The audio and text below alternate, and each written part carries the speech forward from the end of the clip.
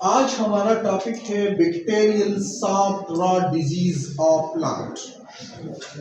नाम से जाहिर होता है ये डिजीज बैक्टीरिया काज करती है प्लांट्स में, और इसमें प्लांट्स में जो जो एरिया इफेक्टेड होता है वो पहले सॉफ्ट हो जाती है, नरम हो जाती है, और फिर वो रॉट हो जाती है।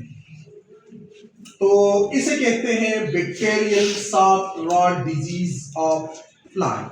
डिफिनीशन क्या है बैक्टीरियल सॉफ्ट रॉट डिजीज के?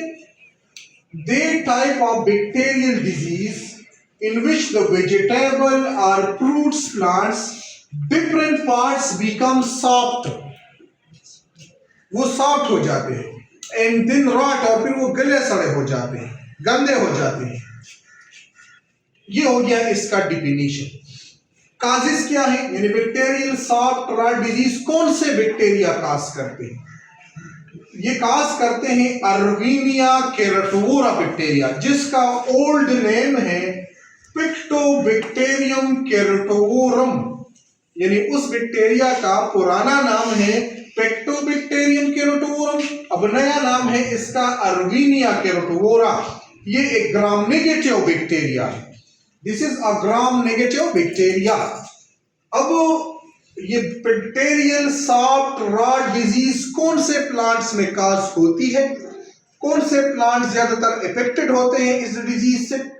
पोटैटो, आलू जिसे कहते हैं आप लोग, कैरेट, गाजर, टोमेटो, टमाटर, कुकुरबिट्स प्लांट्स जिस तरह कुकम्बर, खीरा है, वाटरमेलन वगैरह, और स्क्वैश, पालक, कद्दू, मूली, गोभी, यानी ज्यादातर ये प्लांट जो है ना इस डिजीज के शिकार हो जाते हैं। इन्फेक्टेड पार्ट्स कौन से हैं? These are the infected plants. अब उस इन्फेक्टेड प्लांट्स के कौन से हिस्से जो है ना इफेक्टेड होते हैं? Different parts are affected in different plants.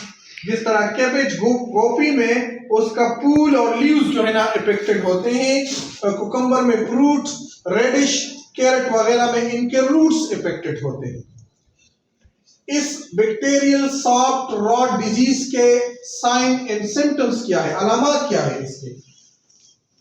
Succulent area, वो एरिया जिसमें वाटर ज्यादा होते हैं, स्टोर होते हैं, मतलब लीफ में पानी ज्यादा हो या उनके फ्रूट में पानी ज्यादा हो, उसे सकुलेंट रीजन कहते हैं, जहां पे पानी की अकोमोडेशन ज्यादा हो। सकुलेंट एरिया बिकम सॉफ्ट, वो एरिया क्या हो जाते हैं?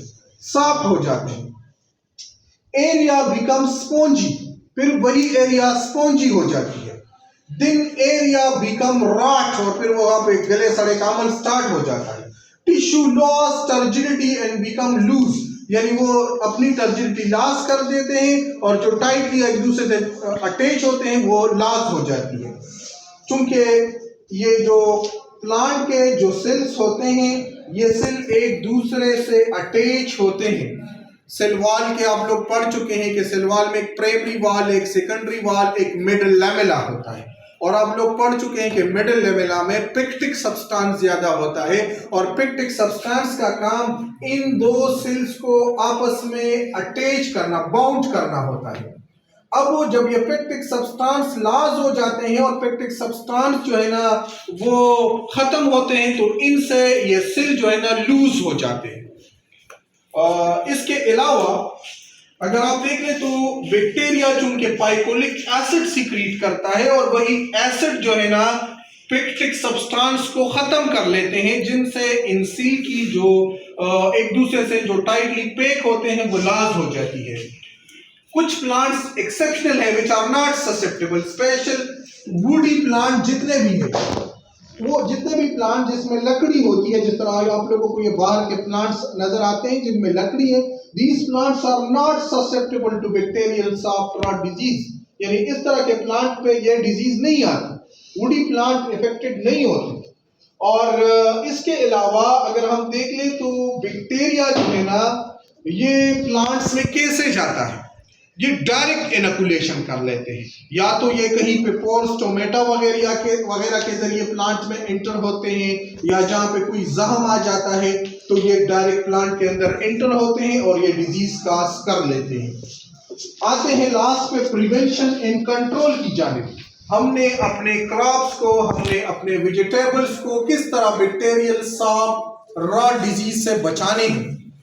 एक हमने क्रॉप रोटेशन करनी है, हमने फसल चेंज करना है। मिसाल के तौर पर आपने खेत में इसी साल वेजिटेबल्स लगाए बोए हैं, प्रीवियस ईयर भी वेजिटेबल्स बोए थे, तो नेक्स्ट ईयर इस पे वेजिटेबल न बोया करें बल्कि कोई और क्रॉप्स जो है ना बोया करें ताकि क्रॉप रोटेशन हो जाए।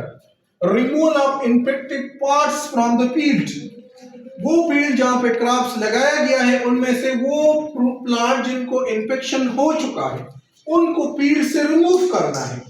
और इन्फेक्टेड पार्ट्स, अगर प्लांट के कोई इन्फेक्टेड पार्ट है तो उस पार्ट को भी रिमूव करनी है और इनको बरीड करना है। यूज ऑफ डिसइंफेक्टेड टूल्स, अगर हम जो एग्रीकल्चर टूल्स यूटिलाइज करते हैं उसका भी ख्याल रखना चाहिए कि वो डिसइंफेक्टेड हो। तो इसी तरह हम बीमारी से बचा सकते हैं अपने किस चीज को, प्लांट्स को। इनमें जो मोस्ट इंपॉर्टेंट वर्ड है bacterial name, these are Erwinia carotovora, old name Pectobacterium carotovorum, ये आप लोगों ने याद रखने हैं आगे पेपर्स के लिए। इसके अलावा कौन से प्लांट इफेक्टेड होते हैं इनका ये जो लिस्ट में लगा चुका हूं ये याद रखना है, साथ कौन से पार्ट्स और इसके सिम्टम्स क्या है। और वुडी प्लांट्स ससेप्टेबल नहीं है, यानी वुडी प्लांट्स पे ये डिजीज नहीं आती। ये इस टॉपिक में इंपॉर्टेंट पॉइंट्स है जिसको आप लोगों ने पेपर के लिए याद रखना है।